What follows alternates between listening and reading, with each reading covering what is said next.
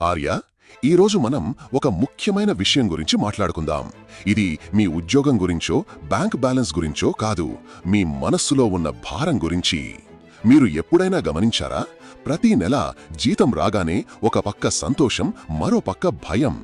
ఈఎంఐలు, ఇంటి ఖర్చులు, పిల్లల ఫీజులు ఇవన్నీ ఒక ఎత్తైతే మన చుట్టూ ఉన్న వాళ్ల అంచనాలు మరో ఎత్తు.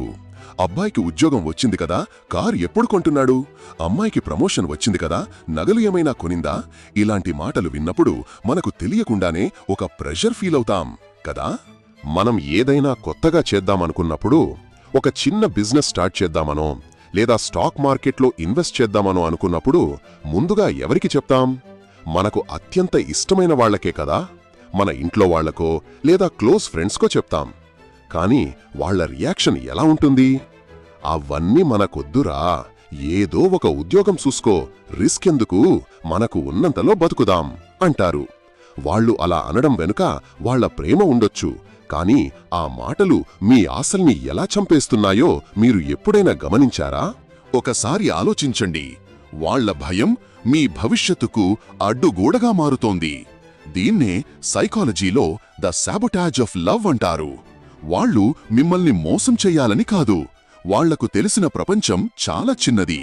మీరు రిస్క్ తీసుకుంటే ఎక్కడ ఫెయిల్ అవుతారు అని వాళ్ల భయం. ఆ భయమే మిమ్మల్ని కిందకు లాగుతోంది. ఇంకొక విషయమేంటంటే, మనం మన ప్లాన్స్ గురించి అందరికీ చెప్పినప్పుడు మన బ్రెయిన్లో ఒక కెమికల్ రిలీజ్ అవుతుంది. దాని పేరు డోపమైన్. మీరు మీ ఫ్రెండ్స్తో నేను వచ్చే ఏడాదికల్లా 1 కోటి రూపాయలు సంపాదిస్తాను అని చెప్పారనుకోండి, వాళ్ళు వావ్ సూపర్ రా అంటారు. ఆ క్షణంలో మీకు ఎలా అనిపిస్తుంది? చాలా గొప్పగా అనిపిస్తుంది కదా.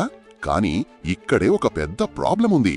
మీ బ్రెయిన్కి ఆ పని ఇప్పటికే పూర్తయిన ఫీలింగ్ వస్తుంది. ఆ డోపమైన్ వల్ల మీకు ఆ పని చెయ్యాలనే కసి తగ్గిపోతుంది. రియాలిటీలో మీరు ఏమీ సాధించలేదు, కానీ మీ బ్రెయిన్ మాత్రం మీరు సక్సెస్ అయిపోయినట్టు ఫీల్ అవుతుంది. అందుకే ఆర్య, మీ ప్లాన్స్ని బయటపెట్టడమంటే మీ శత్రువులకు మీ వీక్నెస్ని చెప్పడమే. ఇక్కడ శత్రువులంటే బయటివాళ్లు కాదు, మీ చుట్టూ ఉన్న వాళ్ల భయాలు, వాళ్ల నెగటివిటీ మరియు మీ బ్రెయిన్లో రిలీజ్ అయ్యే ఆ ఫేక్ డోపమైన్. ఒక్కసారి ఆలోచించండి. మీ ఐడియా గురించి ఎవరికైనా చెప్పినప్పుడు వాళ్ల ప్రశ్నలకు సమాధానం చెప్పడానికే మీ ఎనర్జీ అంతా అయిపోదా?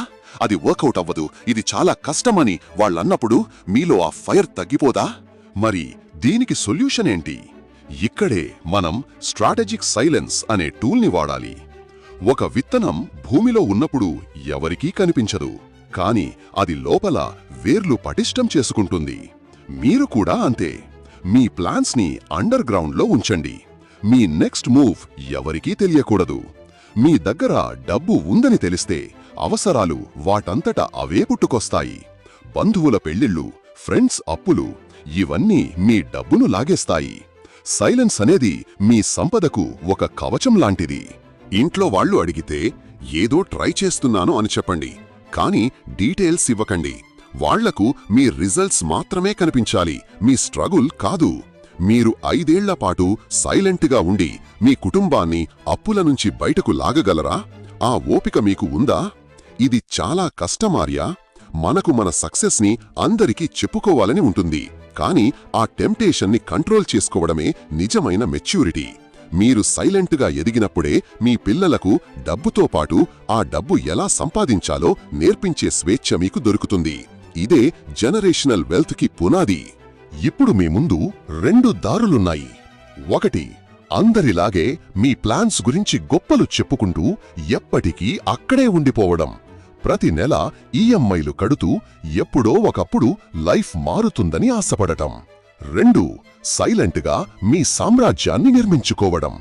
ఎవరికీ తెలియకుండా మీ స్కిల్స్ని పెంచుకోవడం, మీ డబ్బుని ఇన్వెస్ట్ చేయడం, ఒకరోజు మీ సక్సెస్ మాత్రమే మాట్లాడేలా చెయ్యడం. మీరు ఏ దారి ఎంచుకుంటారు?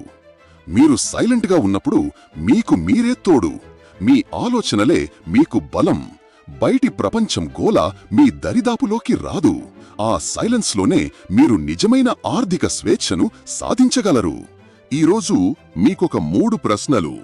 1, మీరు రీసెంట్గా మీ ప్లాన్స్ గురించి ఎవరికైనా చెప్పి వాళ్ల నెగటివ్ కామెంట్స్ వల్ల ఆ పని ఆపేశారా? 2, మీ ఫ్యామిలీ ప్రెషర్ వల్ల మీరు తీసుకోలేకపోయిన ఒక రిస్క్ ఏంటి? 3. ఈ రోజు నుంచి మీ ఆర్థిక విషయాల గురించి ఎవరితోనూ మాట్లాడకుండా సైలెంట్గా ఉండగలరా?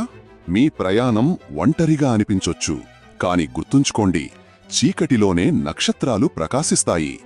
మీ సైలెన్స్ మీ బలహీనత కాదు, అది మీ అతి పెద్ద బలం. మీ కలల్ని కాపాడుకోండి, మీ భవిష్యత్తును నిర్మించుకోండి. ఎవరు చూడనప్పుడే మీరు నిజంగా ఎదుగుతున్నారు. మీ మీద మీకు నమ్మకముంచండి, అంతా మంచే జరుగుతుంది. Take care.